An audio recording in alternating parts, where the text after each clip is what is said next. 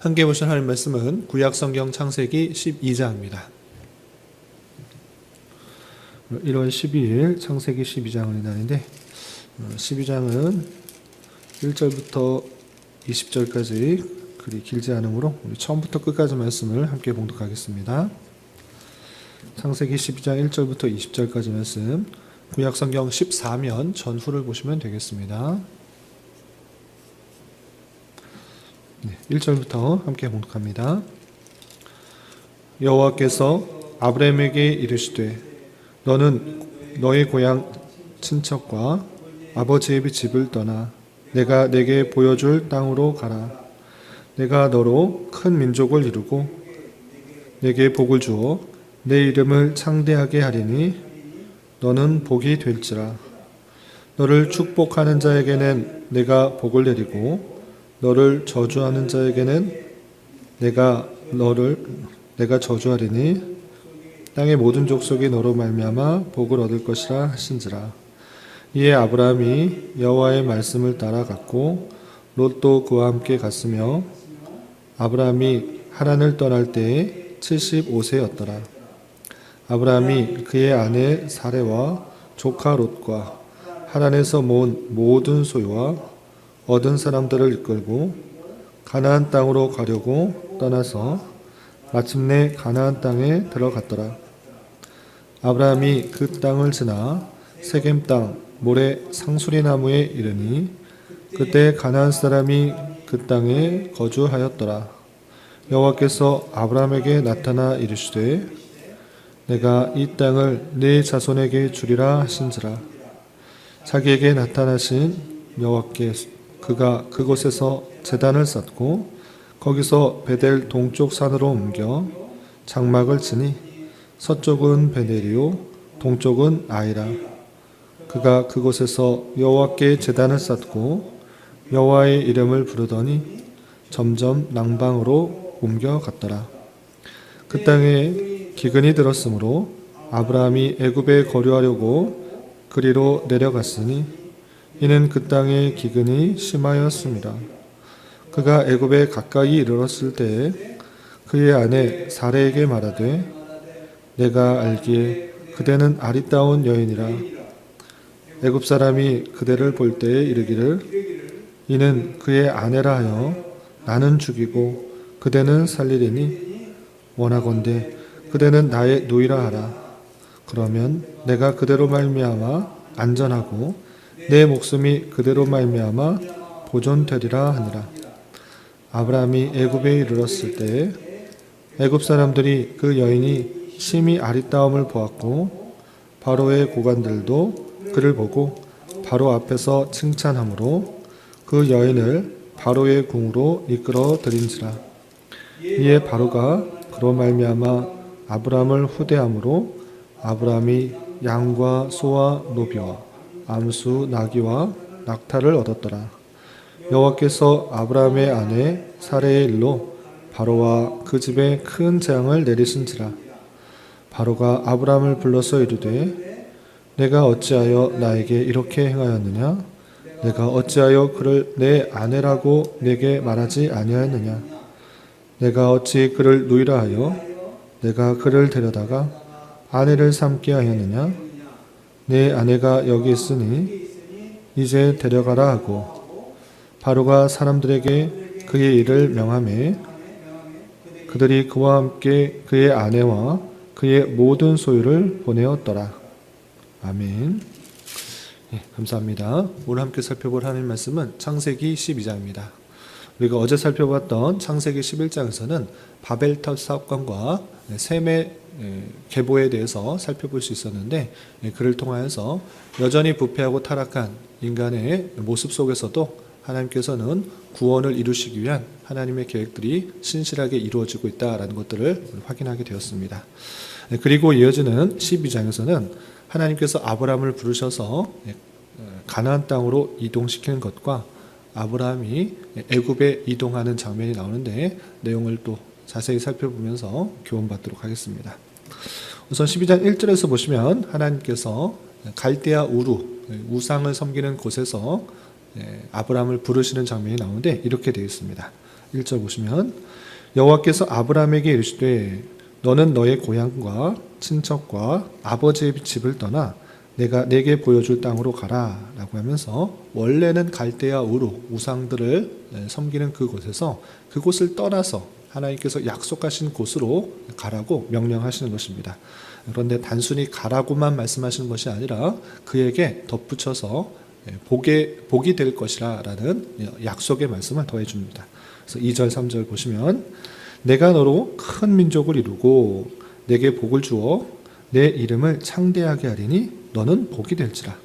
너를 축복하는 자에게는 내가 복을 내리고 너를 저주하는 자에게는 내가 저주하리니 땅의 모든 족속이 너로 말미암아 복을 얻을 것이라 하신지라 라고 하면서 단순히 가나안 땅으로 지시할 땅으로 가는 것에 그치지 않고 그곳에 가게 되면 너를 통하여서 복이 흘러나가게 될 것을 말씀해 주고 계시는 것입니다. 그래서 아브라함을 통하여서 하나님께서 그 여자의 후손 메시아를 낳게 하실 것이라는 그 계획이 있을 것이라는 것을 구체적으로는 아니지만 그 세부적인 대략적인 사항들을 아브라함에게 말씀해 주신 것입니다. 이 말씀에 근거하여서 아브라함은 조카 롯과 또 아버지와 함께 그 갈대아 우르에서 떠나 이동하게 되는 것입니다. 그런데 어제 살펴본 것과 같이 그 가나안 땅으로 바로 들어간 것이 아니라 하란이라는 지역에 한참 머물러 있었다라는 것을 알게 됩니다. 그런데 그곳에서 아버지 데라는 죽게 되고 그곳에 있다가 다시 하나님께서 인도하시는 대로 이동하게 되었다라는 것을 4절을 통해서 확인하게 됩니다. 4절 보시면 이에 아브라함이 여호와의 말씀을 따라갔고 롯도 그와 함께 갔으며 아브라함이 하란을 떠날 때 75세였더라 라고 하면서 갈대아 우르를 떠난 건 그 이전이고 하란에 한참 있다가 하란에서 다시 가나안 땅으로 갈 때쯤이 75세였다 이렇게 표현하고 있는 것입니다. 그리고 하나님께서 인도하시는 대로 가나안 땅에 들어갔을 때 그곳에 가나안 사람들이 이미 거주하고 있는 것을 확인하게 되는 것입니다. 그럼에도 불구하고 하나님께서는 그것이 약속하신 땅이기 때문에 그것을 주겠다라고 다시 한번 이렇게 말씀하십니다. 7절에 보시면 여호와께서 아브라함에게 나타나 이르시되 내가 이 땅을 네 자손에게 주리라 라고 다시 한번 가나안 땅이 하나님께서 약속하신 땅이라는 것들을 확신하게 됩니다. 그 말씀을 듣자 아브라함은 그곳에서 여호와께 제단을 쌓고 여호와의 이름을 부르게 되었다라고 표현하고 있습니다. 이렇게 갈대아 우르에서 하나님께서 그를 지명하여 부르셔서 약속하신 땅, 그 가나안 땅으로 이동하게 되었는데 이 일들에 대해서 신약 성경인 히브리서에서는 그 모습을 어떻게 평가하고 있는가라고 할 때 히브리서 11장 8절부터 9절까지 그의 걸음걸이를 이렇게 평가하고 있는 것을 보게 됩니다. 제가 읽어드리겠습니다. 히브리서 11장 8절부터 9절까지 믿음으로 아브라함은 부르심을 받았을 때 순종하여 장래의 유업을 받을 땅에 나아갈새 갈 바를 알지 못하고 나아갔으며 믿음으로 그 이방 땅에 있는 것 같이 약속의 땅을 거류하여 동일한 약속을 유업으로 함께 받은 이삭 및 야곱과 더불어 장막에 거하였으니 라고 하면서 그 길이 믿음의 길이었다라는 것입니다. 부르실 때 정확하게 어디로 가라라고 하는 말씀이 없으셨음에도 불구하고 내가 내게 지시할 땅으로 가라라고 했으면서도 아브라함은 그렇게 믿음의 그 말씀에 근거해서 믿음으로 발걸음을 걸었던 것입니다. 그래서 가나안 땅까지 이르게 된 그 모습을 보게 됩니다. 그런데 여기서 오해하지 말아야 될 것이 있는데 그러면 아브라함의 믿음은 완전한 것이었는가? 그렇지 않았다라는 것을 우리는 확인하게 됩니다. 왜 그러한가? 다음과 같은 사실을 볼 때 아브라함 믿음이 아주 훌륭하고 신실하였기 때문에 그를 택하여서 부르시고 내가 약속한 그 땅으로 가라고 할 때 갔는가? 그렇지 않은 것입니다. 왜 그러한가? 그 땅에 기근이 들었을 때 그리고 위험이 예측되었을 때 아브라함의 행동을 보면 참으로 믿음이 굳건한 것이 아니라 여전히 부족하고 연약한 믿음 가운데 있다는 것을 확인하게 됩니다. 왜 그런가? 10절 이하 말씀을 계속해서 살펴보겠습니다. 10절 보시면 그 땅에 기근이 들었으므로 가나안 땅에 거주하고 있는데 그 가나안 땅에 기근이 든 것입니다. 그럼 어떻게 되는가? 하나님께 구하고 하나님께 하나님께서 약속하신 땅에 기근이 들었는데 도대체 어떻게 해야 됩니까? 하나님께 묻고 하나님께 비를 구하고 또 살 수 있는 방법을 간구하는 것이 아니라 대단히 인간적이고 합리적인 방법을 취합니다. 어떻게 하는가? 애굽에 거류하라고 그리로 내려갔으니 이는 그 땅의 기근이 심하였음이니라 라고 표현했습니다. 기근이 있으면 당연히 먹고 살 게 없으니 좀 풍족한 곳에 가서 사는 것이 마땅한 것. 대단히 인간적이고 합리적인 방법인데 믿음의 방법은 아니었다라는 것을 확인하게 됩니다. 아브라함이 믿음이 훌륭한 사람이었다고 하면 이 기근 속에서 하나님께 매달리고 간구하고 어떻게 해야 될지 물었어야 되고 하나님께서 지금은 기근이 있으니 애굽으로 내려가라 잠시 피하여 있어라 이렇게 응답하신 것에 따라서 움직인 것이 아니라 일단 인간적인 방법을 쓰고 있다라는 것을 확인하게 됩니다. 이렇게 애굽으로 내려간 그 사건뿐만 아니라 애굽으로 갔을 때 나타날 그런 일들에 대해서도 상당히 비신앙적인 행동을 하게 되는 것을 보게 됩니다. 어떤 행동을 하는가? 11절 계속해서 보시면 그가 애굽에 가까이 이르렀을 때 그의 아내 사라에게 말하여 이르되 내가 알기에 그대는 아리따운 여인이라 애굽 사람이 그대를 볼 때 이르기를 이는 그의 아내라 하여 나는 죽이고 그대를 살리리니 원하건대 그대는 나의 누이라 하라. 그러면 내가 그대로 말미암아 안전하고 내 목숨이 그대로 말미암아 보존되리라 하니라 라고 표현하고 있습니다. 자기 아내를 아내라고 하는 것이 아니라 내 누이다 이렇게 말해야지 애굽 사람이 봤을 때 저 여자는 남편이 없는 사람이니까 남편이라고 하면 죽일 것 같고 오빠라고 하면 살릴 것 같으니까 누이라고 속이자 이렇게 표현하게 하는 것을 보게 됩니다. 실제로 그들이 애굽에 갔을 때 애굽 사람이 봤을 때 사례를 보고 참으로 아리따운 여인이다 하여서 애굽의 바로 왕이 사례를 데리고 간 것을 보게 됩니다. 이렇게 비신앙적인 행동 때문에 자기 아내를 바로에게 줄 수밖에 없는 그런 상황이 나타나게 됩니다. 그러할 때 하나님께서는 어떻게 하시는가? 너는 왜 이렇게 비신앙적인 행동을 하느냐? 내가 약속했던 그 가나안 땅을 계속해서 지키지 못하고 하나님께 구하지도 않고 또 자기의 아내를 사람을 속여서 누이라고 속여서 그렇게 자기만 살려고 하는가? 라고 해서 하나님께서 아브라함을 치시는 것이 아니라 하나님께서 어떻게 하셨는가? 그 바로의 궁에 큰 재앙을 내렸던 것입니다. 그래서 바로와 그 집에 큰 재앙을 내리자 이 바로가 깨달은 것입니다. 아니 갑자기 이 일들이 왜 일어나는가? 저 아브라함의 같이 왔던 그 사례가 부부였구나. 그 아내를 나를 속여서 그렇게 만든 것이구나 라고 하면서 이 아브라함을 책망하면서 돌려보내게 되는 그 모습을 보게 됩니다. 이 모습을 통해서 하나님께서 아브라함을 부르셨을 때 어떠한 상태에서 아브라함을 부르셨는가를 우리는 잘 확인하게 됩니다.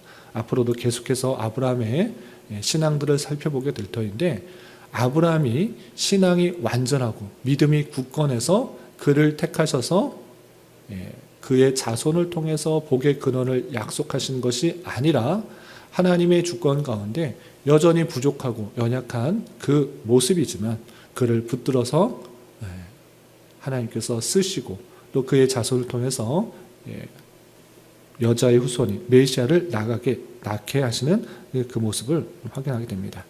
이 모습처럼 우리 또한 우리의 삶이 우리의 신앙이 온전하고 굳건하여서 하나님께서 택하신 것이 아니라 여전히 부족하고 연약한 모습 가운데 있음에도 불구하고 하나님께서 먼저 택하여 주시고 복음을 듣게 하시며 또 믿음이 생기게 하셔서 예수를 나의 구세주로 여자의 후손으로 와서 사망 권세 깨뜨리실 그 분으로 믿게 되게 되었다라는 사실을 기억해야 될 것입니다.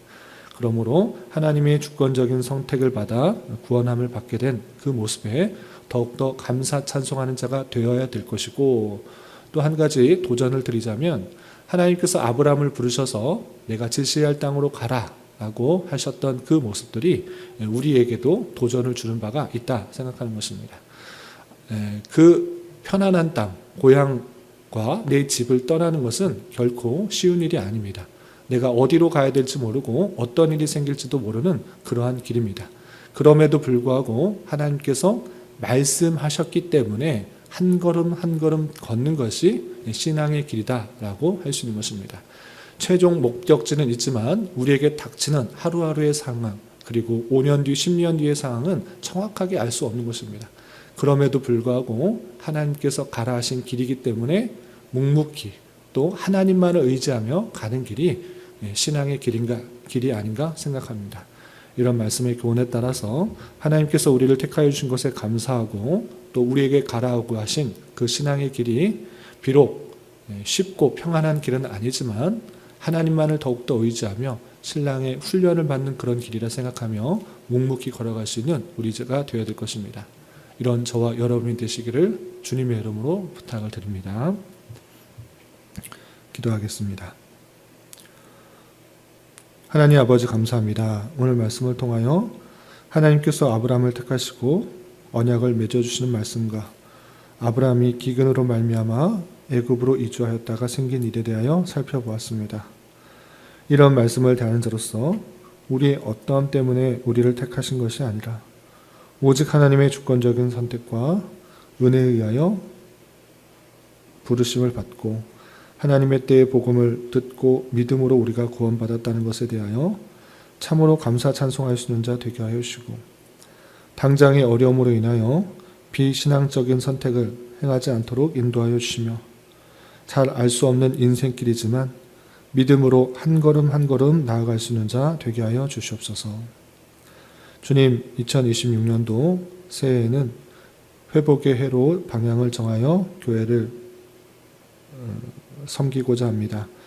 올해 모든 성도들에게 말씀과 기도 생활이 회복되게 하여 주셔서 기쁨과 감사가 충만히 넘치는 교회가 될 수 있도록 은혜를 더하여 주시옵소서.